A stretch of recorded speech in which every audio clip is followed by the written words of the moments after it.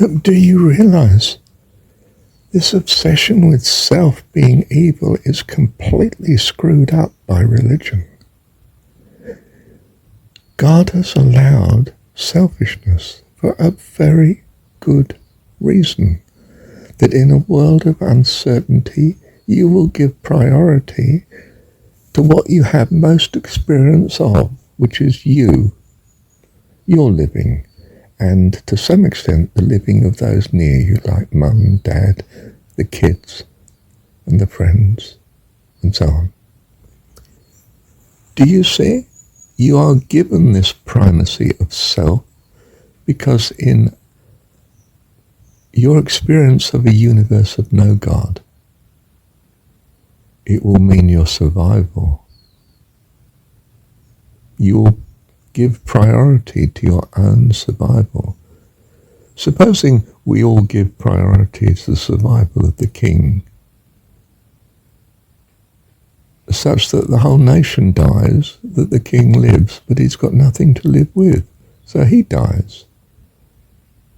Do you see that's not a sound principle in uncertainty?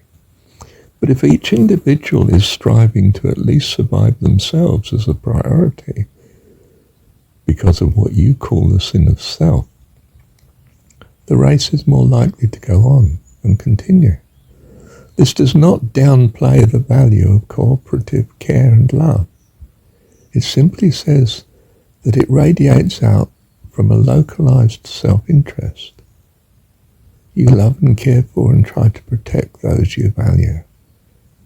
And you don't bother to waste your resources, which are extremely finite and limited, on an infinite problem of need in the world around you. And because you have this prioritization of self, mankind continues in a universe of uncertainty and no God. If we introduce the notion of God into this, we break across that notion of self.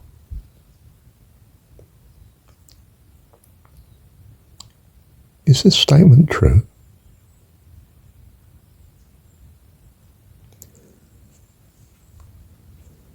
It seems an amazing discontinuity. In which case, how would anyone jump such a divide from one to the other?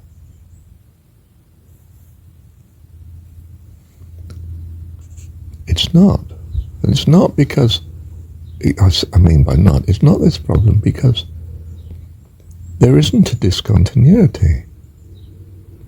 The concept of self is built such that there is no discontinuity. The one I fall in love with is so important to me that I treat her welfare, or his welfare, as myself. I start to enlarge self. I'm not talking about the destruction of selfishness as the ideal. The ideal really is an extension of self that starts to embrace more and more. Who should I embrace first? The one I've fallen in love with because, she seems so beautiful and I've always wanted a beautiful person and she so satisfies all my needs, whatever they happen to be. Or should it be a person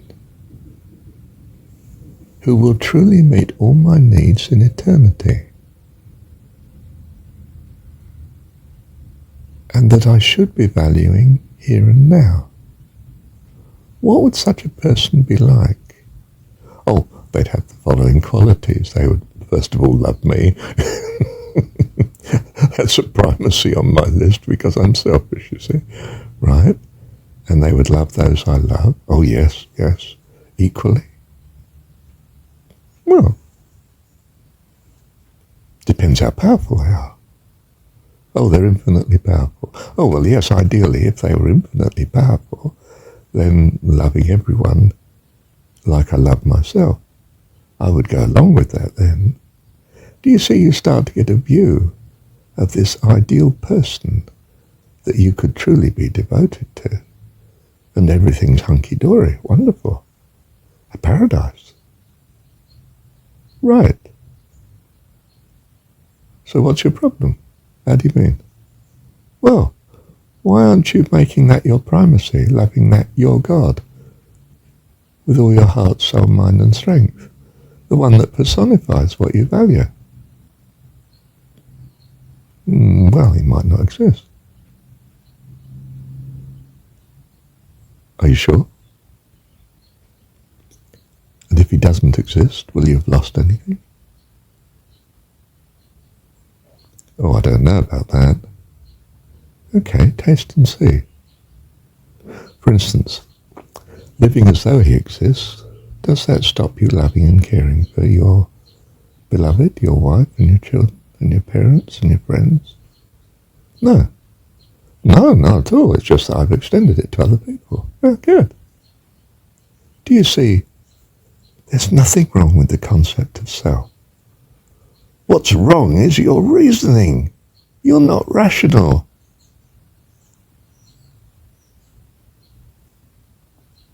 Can you see that? You're not being rational. What works? That's all I'm saying. What works? Isn't this a better scenario? Why aren't you taking it? It's nothing to do with adopting so-and-so religion and everything else. It's simply a case of being reasonable. You'd be a madman not to live as though God exists. Your God, one that loves you and values all that you value. You'd be a madman not to do what seems to be in your self-interest now.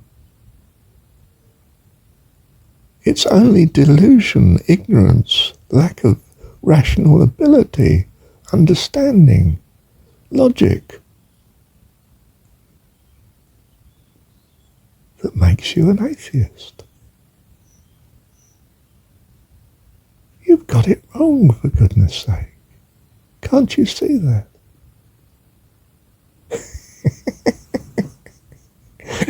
Now look, you might say, Marshall, you're an academic. This is just the intellectual way of understanding it. And I'm saying yes. It is the intellectual way of understanding it. It's not the way of most people in the street. So I simply tell them, taste and see. If your reasoning ability isn't up to the level of this great seer called Marshall, which is highly likely from his exalted point of view, all you have to do, your alternative, simply practice and see. Try thanking God for everything continually, regularly. Keep returning to it in as many circumstances as you can possibly imagine. Are you finding your life is transformed? And if it is, you won't need to listen to my recordings ever again. But you probably will, because it had the answer.